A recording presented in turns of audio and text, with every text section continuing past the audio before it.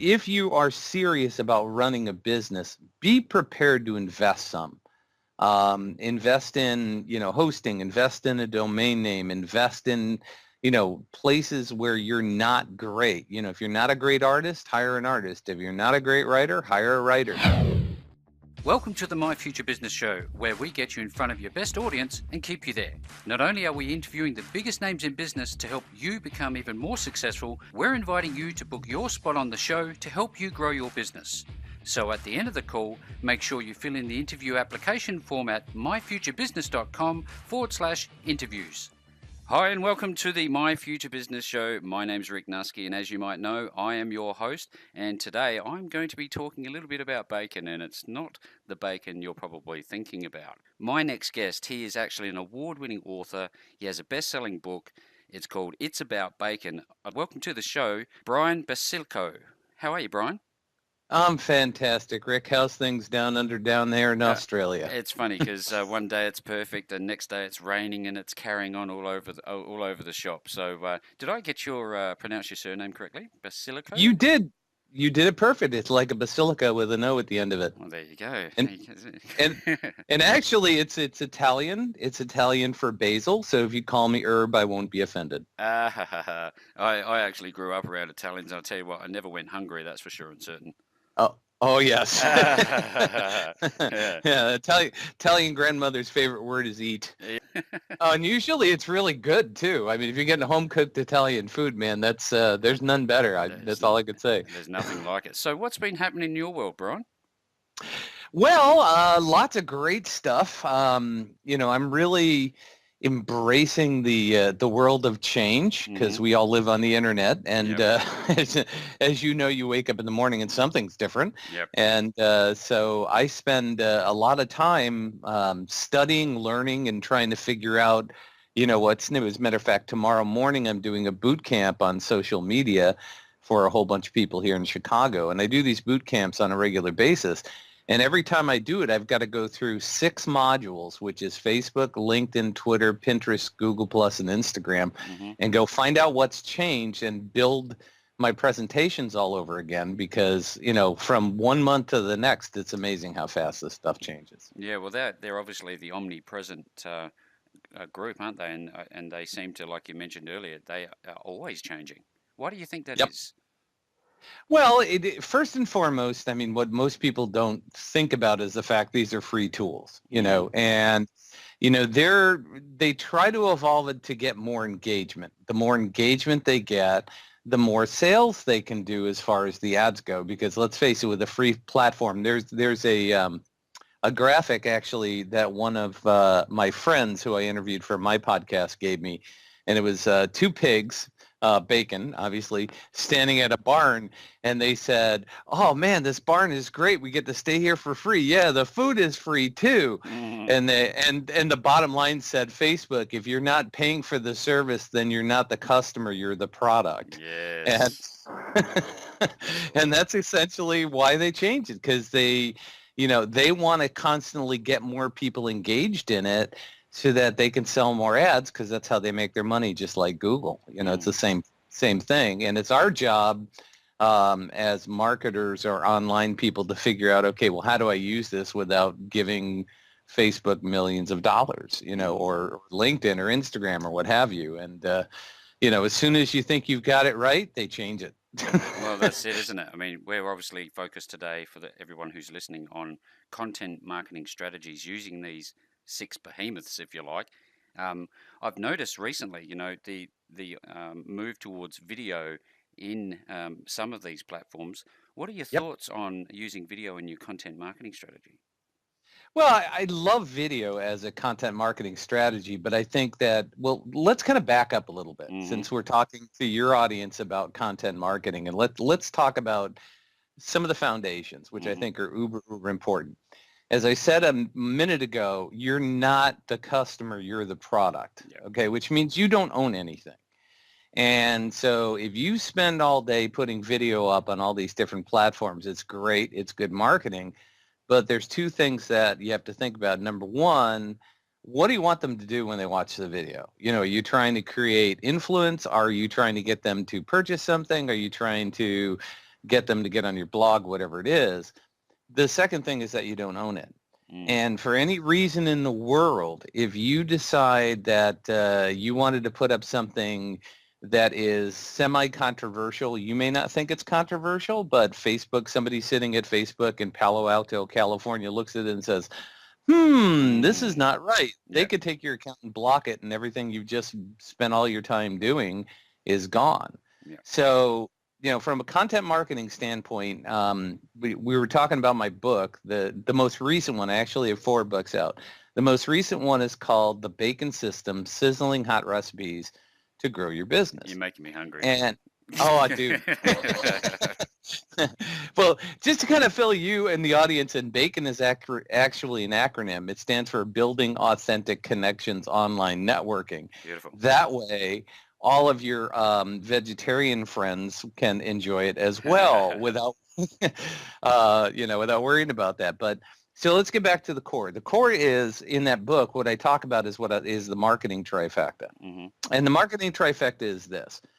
If you're going to do anything on the internet, it's always best if you own it. And owning it, what I'm saying is you should have your own website, which means that you should pay for your own domain name. You out of your pocket and your credit card. You don't want to go to a web guy and say, hey, buy my domain name and get my hosting and all this other stuff, because this is true. I've seen people literally drop dead, and then everything that they've built has been gone because they can't get a hold of the person, and the company that owns the domain will not give them access, even though it has their name and their address on the website. It's registered to somebody else. So the bottom line is, own everything. Own your domain name, own your website. I don't care if you only have a single page website. I don't necessarily recommend that, but you got to have something. So that's the first thing, is having something that you own. It's a core. The second thing is learning how to measure what's happening. And Google Analytics, another free tool, is a great way to do that. And so what you want to do is you want to make sure you have analytics on your website so that you can measure how people are getting to it, what pages they're going to it, how much time they're spending, what countries they're coming from. If I got a lot of traffic on my website from Australia, I'd be thrilled. If I get a lot of traffic on my website from China and India, I'm not as thrilled. Not that I don't dislike either people in those countries. It's just generally speaking, India is trying to sell me services, and China I don't think can actually get to my website, so it's usually hacking. So that's not so good. So you want to see where the traffic's coming from. And then the third cornerstone, which we'll dive into a little bit more, is the content marketing strategy. So that means that we'll go back to your original question. What do I think about video? I love video. I think it's great. I was a video producer for years.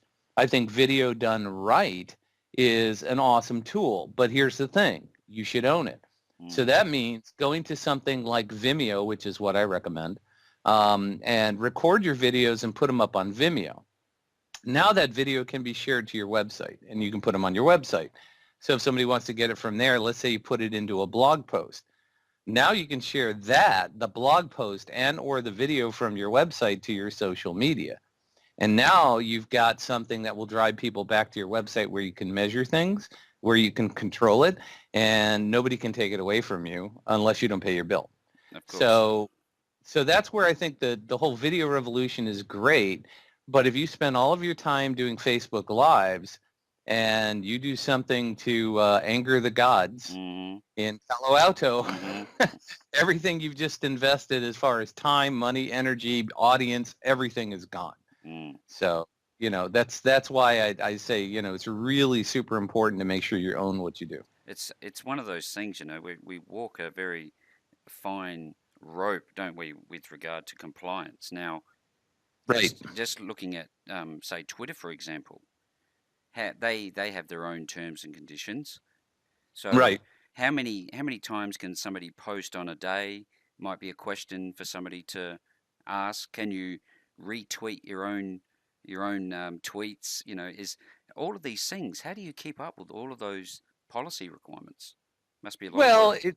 It's near impossible. Nobody's got time. I mean, it would probably be a full-time job just sitting down and going through the legalese on each one of these different websites. So what you've got to do is kind of use best practices, and you pray for the best. and hope the worst never happens. Mm-hmm.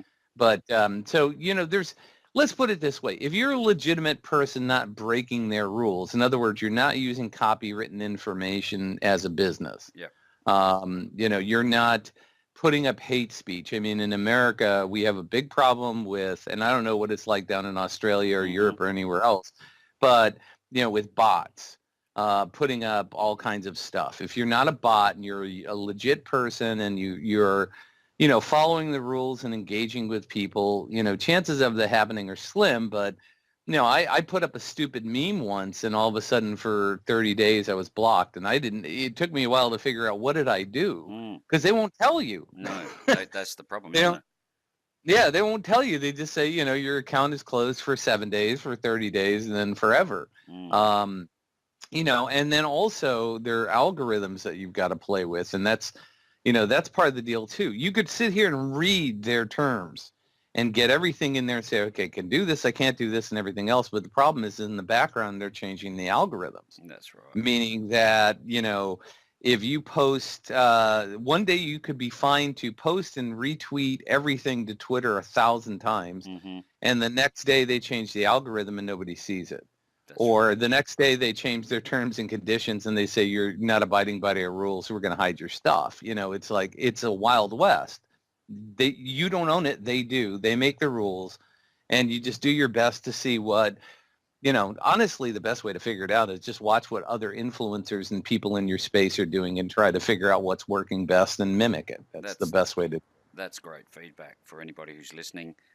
Exactly that. Follow the big players on these platforms. See what they're doing, and essentially, like you said, mimic it. I only recently spoke to somebody who had retweeted one of their tweet, and all of a sudden they walked away for it and had lunch, and they came back, and there was a message on their Twitter feed saying, "We're not sure if you're a bot.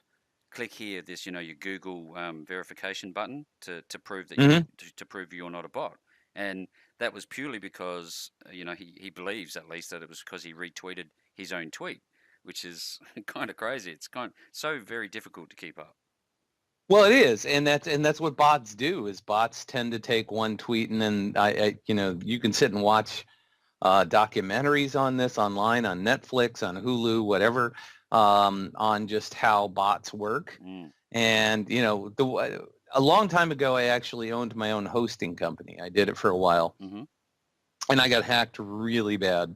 And I finally got a hold of like a head tech at one of the companies that was hosting my stuff, because I was basically renting space and reselling. Yep. And the guy told me, he says, I'm going to give you a piece of advice and always remember this. And from the day he told it to me, I never owned another hosting platform other than rent my own. And that is that whatever you're doing today to solve the problem, the hackers are already one step ahead of you. And we know what we're doing and we can't figure it out. So don't even bother. That's a bit scary. It's scary, but it's true. But so whatever the bots, when they figure out what the bots are doing in Twitter and Facebook and that kind of stuff, the people are already inventing new ways to circumvent what people are figuring out. Yeah. It's just the nature of the beast. And I think one of the biggest mistakes that people are looking at is they say, well, I'm starting out a business, but I don't have any money, so I'm going to use as many free options as possible. And honestly, I don't think that's the best way to go because of all the things that we've talked about. Yeah. So here's the deal is, if you are serious about running a business, be prepared to invest some. Invest in, hosting, invest in a domain name, invest in places where you're not great. If you're not a great artist, hire an artist. If you're not a great writer, hire a writer. All of that stuff pays for itself in one or two jobs, for most of us. And so think about everything as an investment. Think about everything as an asset. When you pay somebody to build your website, when you pay for somebody to write the content, when you pay for some graphic design, those are assets. Yeah. You can use those all over the place. You create great graphics on your website, you can use those assets across social media and a whole bunch of other things too. I'd love to spin around onto your authorship. Sure. How did you decide that becoming an author was important for you? The biggest part about that is I've been blogging for years. Hmm. Actually started this iteration of my business. I've started multiple businesses, but Hmm. and I've also worked for large companies, ones everybody would know, AT&T, Arthur Anderson, things of that nature. Yep. And I decided that, as I was writing my blog, um, I had a lot of content and I had a lot of good ideas. And I also, wanted to get some level of influence in the market space. And there's lots of different ways to look at a book. I mean, a book is, let's put it this way, most people do not get rich on selling books. The average author sells about 100 to 150. I hear Hmm. different numbers, but that's not a lot. No. And, most of the time it costs you on average around $4,000 or $5,000 to do a book right. Mm. It's not perfect, but it's right. You're going to get a graphic designer, you're going to get somebody to proofread it, maybe an editor. I didn't even realize there wasn't software that couldn't do an index on a book. I actually had to hire a professional indexer on my first book. Hmm. Because there isn't software in the world that can tell the difference between Google Plus, Google Analytics, and Google algorithms. It just sees the word Google and says, okay, everything Google. Yeah. Lumps it all Yeah, together. right. So that the whole concept of writing the book was I wanted to take my blog concepts and actually put it into a book. There's been other writers out there, some very famous ones, Chris Brogan and other people that have taken their blog posts and just converted it into books. But I wanted to kind of kick it up a notch and actually organize it into a thought pattern. So my first book was called It's Not About You, It's About Bacon, Relationship Marketing in a Social Media World. And when I started writing the book, I was going to do a how-to book. I was going to do a how-to book on Facebook, on LinkedIn, on Twitter, and all these other things. And as I started writing the book, exactly what we were talking about before happened. I was like, I'd finish chapter one, I'd go on to chapter two, I'd finish chapter two, and chapter one was obsolete, go back and write chapter one, then write chapter three, and chapter one and two were obsolete. And it's like going, this is how, this sucks. Yeah, this is not fun. And this is not going to work. So I changed it into a why to, why do you need to do social media? And I took a lot of my blog posts about, how I built relationships over the course of years Hmm. and how, social media and online marketing and all the things that we're doing are really just extensions of face-to-face networking. And so, social media is truly just an extension of that. Everybody's heard the term know, like, and trust. Mm. And you get to know somebody like we're getting to know each other here. Yep. You may even like me by the time that we're done, and you might friend me on Facebook, and you might, follow me on Twitter, and we might connect up on LinkedIn. And then the next thing you know, I trust you enough to send some people to you to say, hey, this guy's a great interviewer. You need to be on a show. Mm. And you may send me somebody that says, hey, here's somebody for your show. You've got a podcast. And so, that it takes time. And that's real life too. Yeah. You get to know somebody. You wouldn't walk in. One of my favorite sayings is you wouldn't walk into a bar and tap somebody on the shoulder and say, hey, you're pretty or handsome. You want to get married, right? Mm. There's a courting period involved in that. And there's dating. And sometimes the dating, sometimes you're dating Prince Charming and sometimes you're dating You're an not. ogre, right? Oh yeah. You know, you don't know until, you spend a little time with somebody and Hmm. really get to see, their true selves. So that's the kind of the essence of things. So that's where I decided to take that and write a book about it. And then what that did is it gave me two things. It gave me some credibility because I'm an author, but the second thing it gave me, it's a really great 300-page business card. So when I walk into companies, I can hand them a book instead of a business card and say, hey, take a read of this. This is my philosophy. This is the way that I work. I do it for myself. And frankly, it builds credibility. And then also it's something that gets me up on stage a lot more to be able to speak at conferences and do those kind of things either locally, nationally, or internationally. So that's why being an author was important to me, and that's why I've written 4 books and working on more, because there's always a story to tell. I love the website that I'm looking at with a piece of bacon there. The bacon system. Can you just delve into that a little bit with us? Yeah, well, the Bacon system is based on that book. So the Bacon system itself is, a website that I have for my coaching clients. So to kind of give you an idea how I built my business, I've done technology forever, and over the since I've written the books, which started in 2013, so it's been about 5 years since my first book came out. I've really gotten into coaching. That's really kind of what my business is. And it's not your traditional coaching woo-woo, mindset kind of stuff. It's what I do is I show people how to use online marketing in a way that grows their business and has measurable results. So the Bacon system is actually a course that I teach, and it's a 12-week. It's a pretty intense, but it's 12 one-week sessions that goes over the marketing trifecta, and then I break out into, using social media, using email marketing, creating ebooks, all the different tools at your fingertips in order to build a content marketing system that, when it's all said and done, is once it's set up and working, literally you just feed it content and it keeps generating new business. And that's what it's all really about. So that's what the Bacon system is about.